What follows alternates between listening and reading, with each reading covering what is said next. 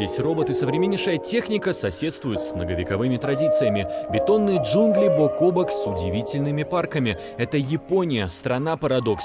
Для нас Япония непременно суши и сакура, якудзы и самураи. Однако я решил прочувствовать и изучить немного другую Японию, заглянуть за ограду из стереотипов. И предлагаю всем вам принять участие в моем удивительном путешествии.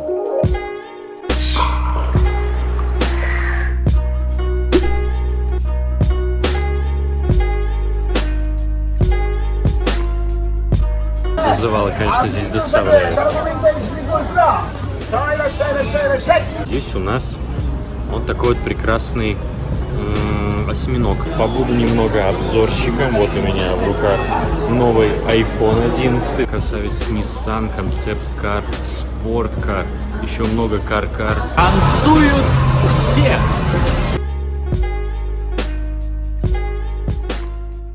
Всем доброе утро, оно действительно доброе.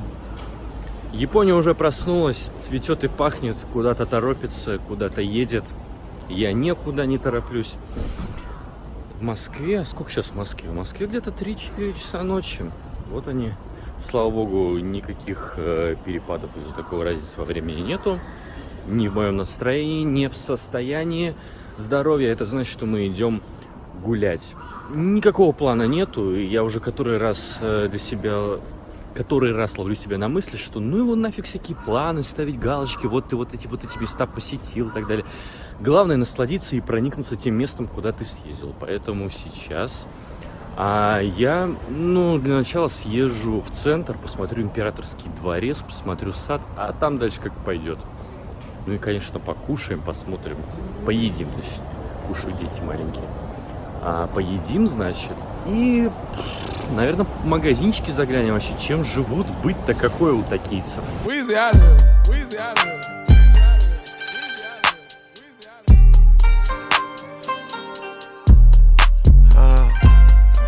Чтобы куда-то уехать, надо сначала приобрести билеты. Я вчера предварительно все опробовал, чтобы совсем идиотом не выглядеть сегодня.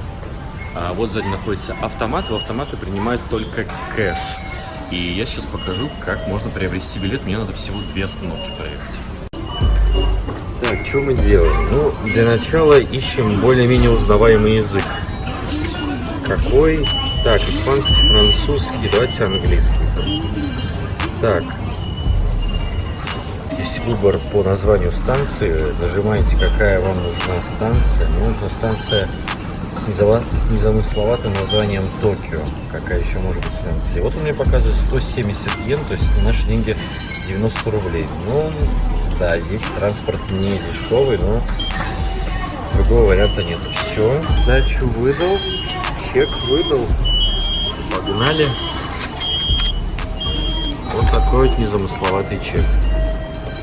Билет этот надо пробивать или по старинке компостировать дважды, на входе и на выходе. Если пересаживаетесь с линии на линию, тогда еще раз. В общем, не теряйте эту мелкую бумажку до конца поездки. Добротный Wi-Fi, кстати, как на самих станциях, так и в вагонах метро. И еще в вагонах. В каждом есть информационные экраны. Информация дублируется на английском. Видишь ветку, станции, их номера. В общем, добротный помощник в борьбе с замысловатой токийской подземкой. Я же говорю, что планы могут быстро меняться, поэтому не нужно ничего планировать. Оказывается, до Токио не так близко ехать. Это я проложил дорогу напрямую, а вместо того, что 2 станций там ехать долго. Мы доехали поэтому до района Гинза. Многие знают это по названиям сети всяких ресторанов и так далее. Но здесь Гинза — это слово, которое ассоциируется с богатством, достатком и крутостью, я думаю, потому что, не может район, в котором миллионами йен высчитывается метр квадратный, быть не вычурным и не пафосным. Давайте посмотрим.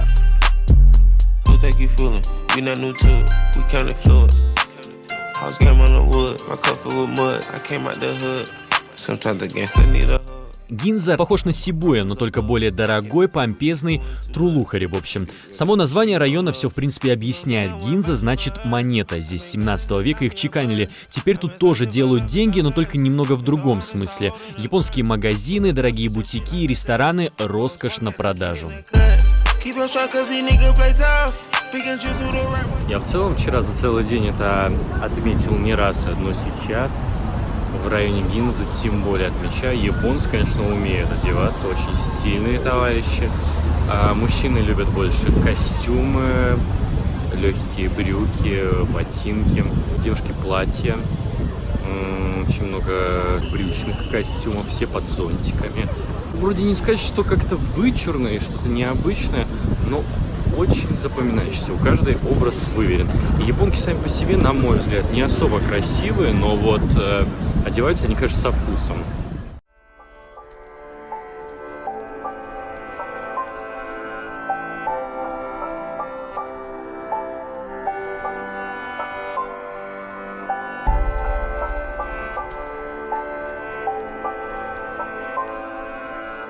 Побуду немного обзорщиком. Вот у меня в руках новый iPhone 11. Ничего особенного по размеру, примерно такой же, как десятка R моя. Чуть-чуть, может быть, шире. Камера выглядит как старый-старый бритвенный станок. По качеству картинки, ну, может быть, чуть-чуть больше яркости. Но я не знаю, зачем за это переплачивать. Кстати, ценник подозрительно низкий, как будто айфоны с какого-то задрипанного рынка с 2-3 сим-картами на андроиде. Ну, сами посудите, 11 64 гига, 75 тысяч йен, то есть 44 тысячи рубликов. Или 11 Pro Max, 70 тысяч на наши. Вы такие, воу, а чего так дешево? Объясняем, эти модели поставляются эксклюзивно на азиатский рынок, соответственно, только их язык без возможности локализации и прошивки. В Гинзе еще есть знаменитый национальный театр Кабуки. Его построили в конце 19 века. Сначала он был деревянным, но Вторая мировая война не оставила от него ни бревнышка. Теперь эта самобытная постройка уже из белого камня выглядит очень контрастно на фоне многочисленных высоток. И, между прочим, все роли, в том числе женские, в театре Кабуки по старинке исполняют только мужчины. Павильон Ниссана. Всякие концепт-кары, скайлайны, красота. Автомобильный павильон найти несложно, он прямо напротив выхода из метро Гинза. Тут я был очарован концепт-карами. Японцы в технологическом смысле недосягаемы. Пока что, а может и навсегда. Их машины скорее луноходы, компьютеры на колесах. Внешний вид менее важен, чем технологическая начинка. Хотя ладно, здесь я слукавил. Эстетическое удовольствие от некоторых Ниссанов можно получить. Но вы просто посмотрите на этого ярко-красного красавца.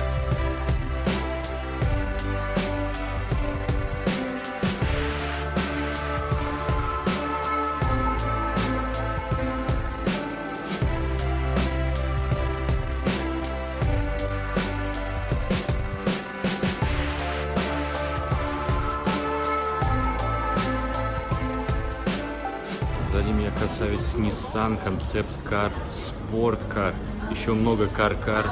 Короче, классная машина, которую сделали аккурат к 2020 году, к Олимпиаде. Выглядит потрясающе. Я сначала подумал, что это Lamborghini какой-нибудь. Главный факт, чтобы вы поняли, насколько здесь все дорого-богато. 1 квадратный метр здесь стоит, внимание, 10 миллионов йен. What the fuck? Опять-таки, переводим все напополам, чтобы в рубли понять. 5 миллионов, может даже скорее 6,5 миллионов рублей 1 квадратный метр. Ну, наверное, Москва только может поспорить с большими расценками где-нибудь на Арбате. После Гинзы можно и даже нужно попасть в самое вкусное место во всей Японии. Оно в 15 минутах ходьбы. Это старейший рынок Цукидзе. О нем я мечтал еще в Москве, ведь Цукидзе – большущий остров морепродуктов и деликатесов. Чтобы не потеряться среди десятка павильонов, выдают даже карту. Тут рай для обжор и гурманов. Ну сколько здесь всего: рыба, креветки и, главное, свежак. Но принимают только кэш, так что готовьте денежки.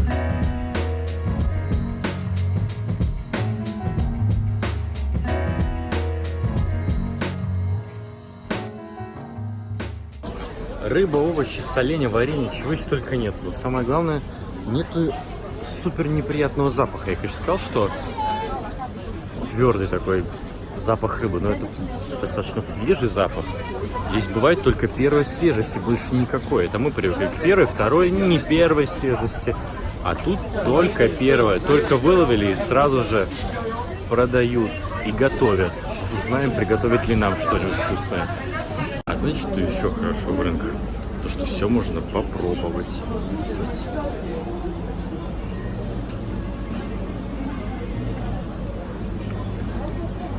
что-то там соус терияки.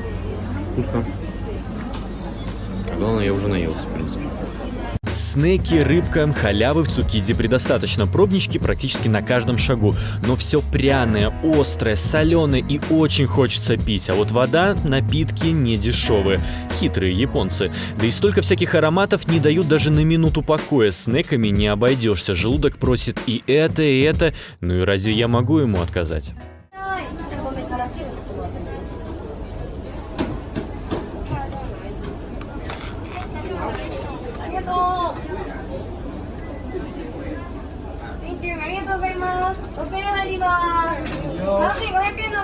Димсамы. Курица, свинина, говядина. Выглядит очень аппетитно. И на вкус они тоже прекрасные. Ну, пельмени, манты, которые мы заслужили. Минимум теста, просто очень тонкое. Но зато безумно много мяса, точнее фарша. Чуть островато, чуть сладко. В общем, все очень сбалансированный вкус. Стоят они примерно за штучку в районе 100, в районе 90-80 йен. Ну, то есть 45-50 рублей за штучку. Опять-таки, кто-то скажет, что дорого, но, блин, когда еще в Токио попробовать такое? Ну, слушайте, они как семечки расходятся. Пойду еще возьму. Следующее у нас на очереди это дары моря, которые на гриле приготовили. А здесь у нас вот такой вот прекрасный осьминог. Ой. Очень даже сносно. Голова плохо жуется. И что это у него? Но... Всегда жуешь. Вот сейчас. Голодный. Чувствуется сладкий вкус от терияки. Я, кажется, догадался, что было и в этом, в пельмешках. Везде они добавляют эту сою и чуть соевого соуса терияки. Ну, знаете, неплохо. Если сравнивать, тот же самый кальмар, но здесь более необычный. Но и это еще не все. О боже. Ты понял? Жрать прекрати. Дважды сходил за пельмешами, за димсамами. Съел осьминожку. Но вы знаете, отказаться от угря я не могу. Пробуем.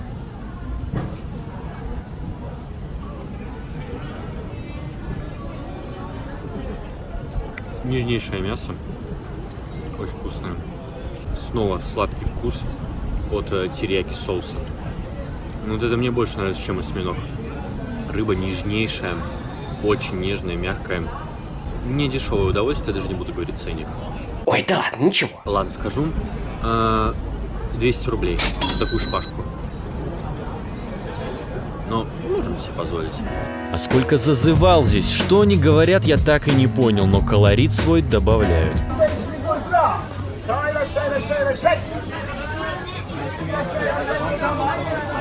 Орут, как будто, не знаю, бушидо идет бой.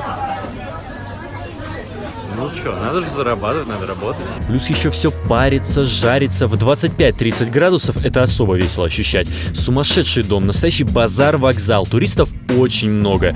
Там, где плотно идут павильоны и лавки, нереальные пробки. Если вы не любите толпу, в Цукидзе долго не протянете.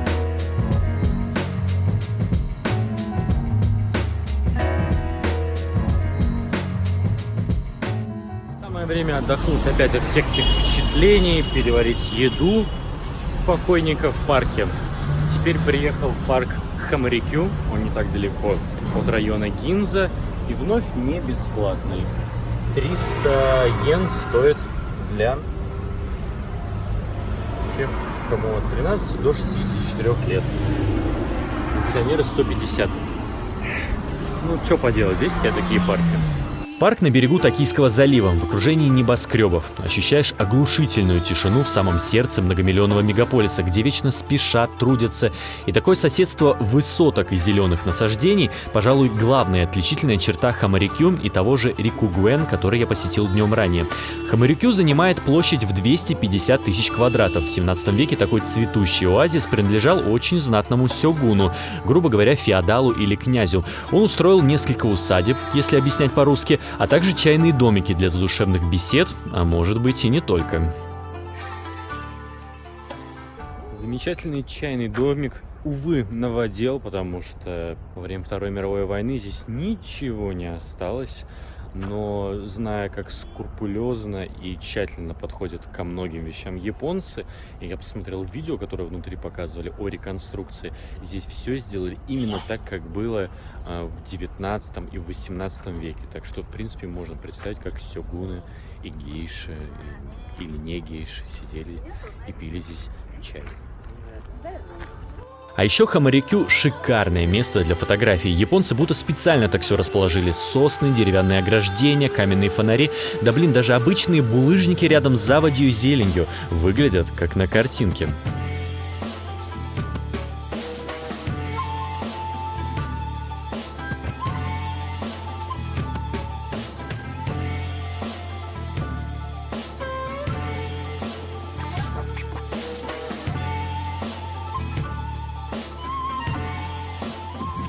Детали как раз таки раскрывают все обаяние этого парка. Где-то проходишь, очень красивое деревце, так накрывает тропинку, и ты как будто проходишь в арку.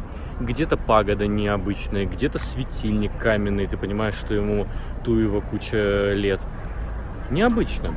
Плодотворный и очень сытный день плавно перешел в вечер, который оказался не менее насыщенным. Национальные игры, сумасшедшие танцы, даже показательные учения пожарных и, конечно, очень много вкусной еды. Куда без нее, но обо всем этом чуть позже.